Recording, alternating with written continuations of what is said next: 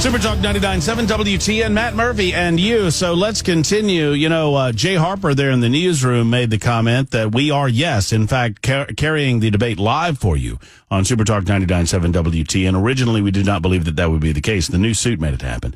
And that's good news. So we've got that going on Thursday. I'm curious what your thoughts about what a victory would look like Thursday night. Are you coming to see us at Hop Springs? We're very excited about it. All roads lead to Thursday evening. Are we building this up too much? Are we expecting too much? And if we get what we want, do we ultimately get what we don't? Here's what I mean. Let's say that the meds fail. I mean, Joe Biden was on something during the State of the Union address. We anticipate that he'll be on a similar something coming up Thursday night. Let's say the meds fail, and let's say Joe Biden starts drooling on himself halfway through the debate. Making no sense, verbally just vomiting all over himself. My Biden replacement theory goes this way. Considering that Joe Biden is not making the decisions for his administration, and he is not, considering that Joe Biden did not ultimately make the decision as to when or where he would debate, he did not. The Democrat operatives that are running the show did. And they need to know that Joe is still capable of being the figurehead, the emperor with no clothes. They have to have that in order to continue to initiate their operation to fundamentally transform the United States of America from a representative republic or constitutional republic into a socialistic state. And if you don't know that that's what's going on behind the scenes in the Biden administration, I don't know what to tell you.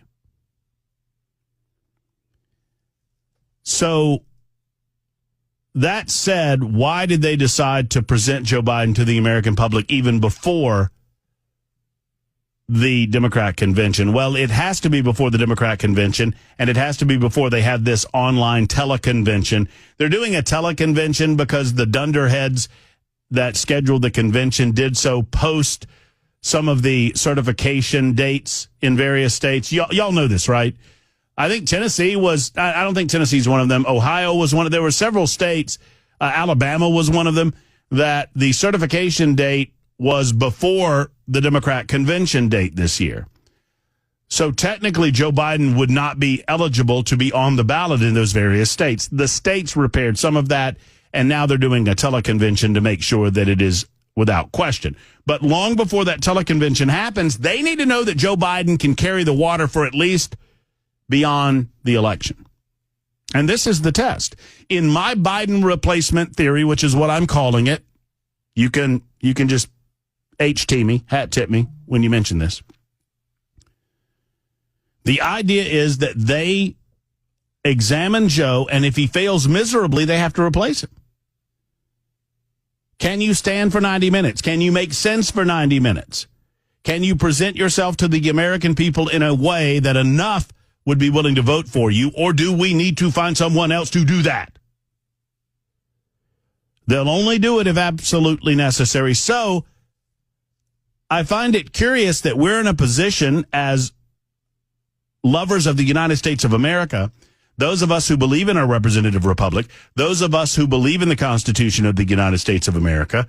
It's not even a matter of conservatism or liberalism or whatever. It's a matter of a belief in the way that we do this country. I'm torn because do I want Joe Biden to fail miserably? Yes, of course I do. But I don't want him to fail so much that they replace him, because that could be dangerous. I believe in Trump. I'm growing my hair out for Trump. LFT, baby. But I do not live in a world where I don't understand reality, right? I mean, I understand that sadly there are a lot of people that aren't paying attention or sadly have drank the Kool-Aid to the point that another candidate might be appealing to those people. Someone that actually makes sense on the stump. Yes, a Gavin Newsom. As much of a failure, it doesn't matter how much. I cannot impress upon you this point enough. It doesn't matter what you know about Gavin Newsom. It matters what the idiots that are going to the polls and voting in November don't know.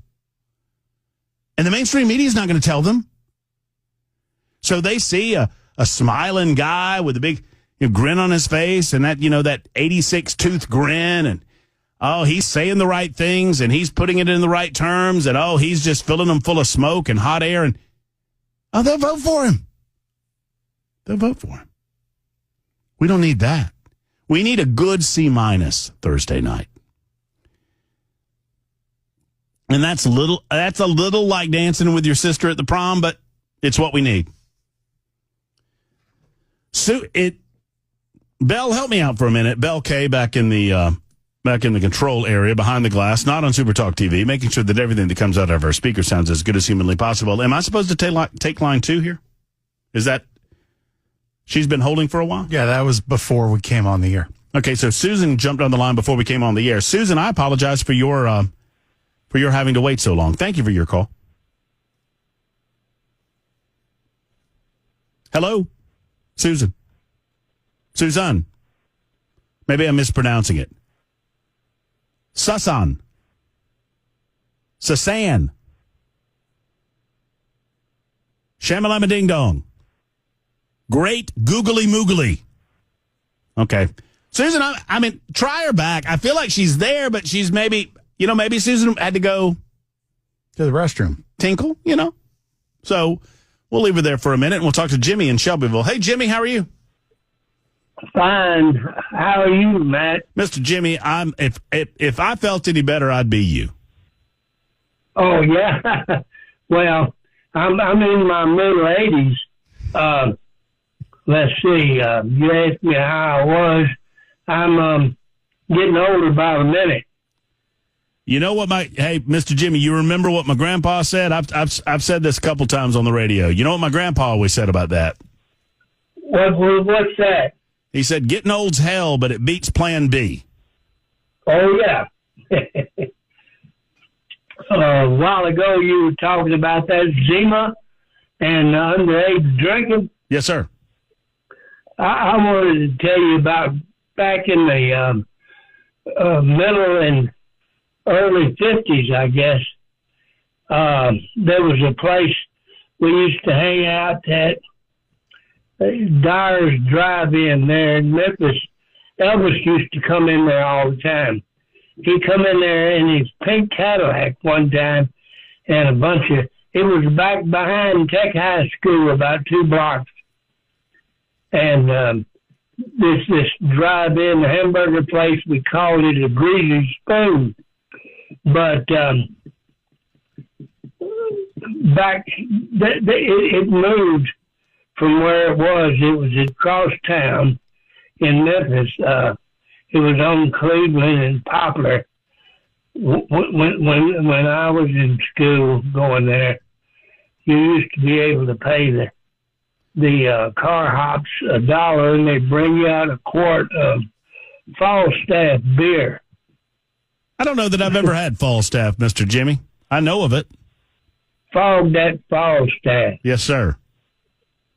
Was that just? Did you drink that because you had to, or did you want to?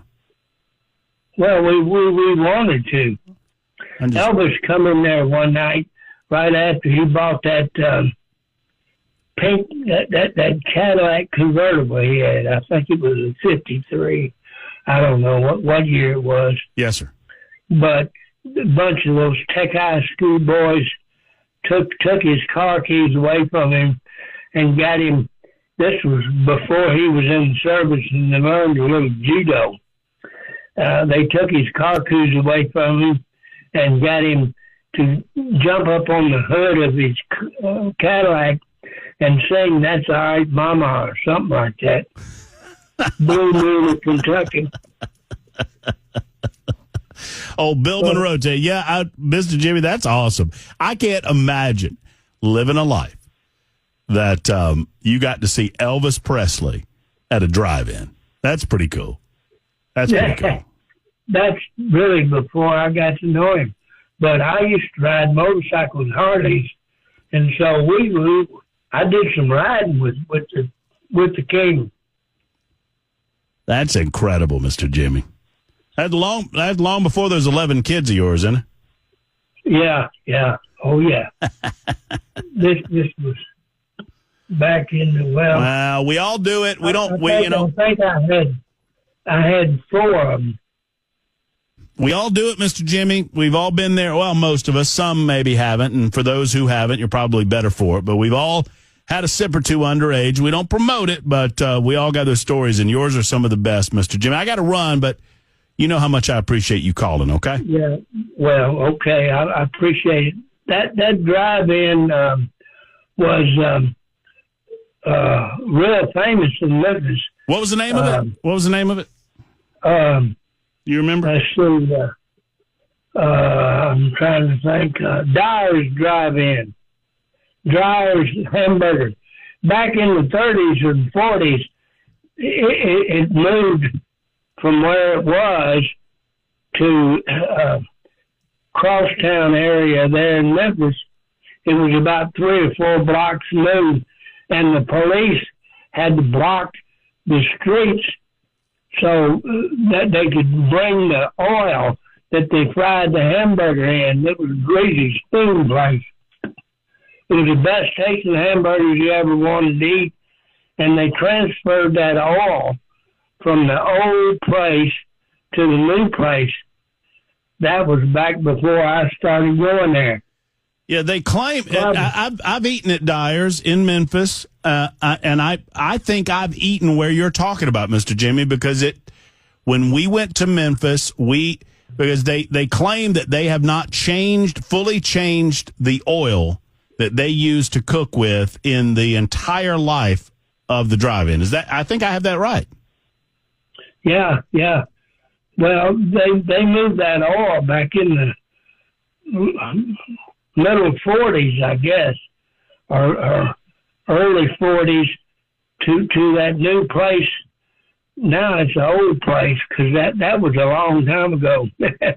That was back in the late 50s or early 60s. No, I remember doing the research before. This is probably 20 years ago when we went to Memphis. I remember doing the research, and I remember learning that they've never traded out the oil for new oil. They have to add to it, obviously. I mean, that makes sense. I mean, the oil burns off and the oil soaks into the food, but they've never. That's what made the hamburgers taste so good. That's what everybody says. So, and Mr. Jimmy, thank you for your time and thank you for these memories. It is an absolute delight to speak with you. And I remember. I don't know. I know that I've been to Dyer's restaurant. I don't remember where it was. My memory wants to tell me that it was fairly close to Graceland, but I could be wrong there. But I know I've been to the one in Memphis. And I know that I remember that when Mr. Jimmy said they didn't change out the oil. It's DYER hamburgers. Dyer's. As in, you'll die if you eat the old grease or whatever. Yeah, 100-year-old grease. 1250 Super Talk 99.7. I'm going to give Susan one more shot at it. Susan, hello? That's just tough.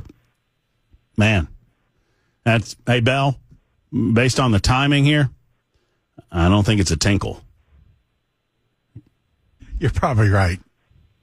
We're going to leave. Susan, call us back if you have the opportunity. Maybe it's she was 12:50. listening the first hour, and now she's vomiting profusely. Why? Because we're eating Dyer's hamburgers and drinking Zima? I don't know. It is the Libertarian Lunchtime Hour on Super Talk 99.7 WTN. Coming up, we'll talk Julian Assange.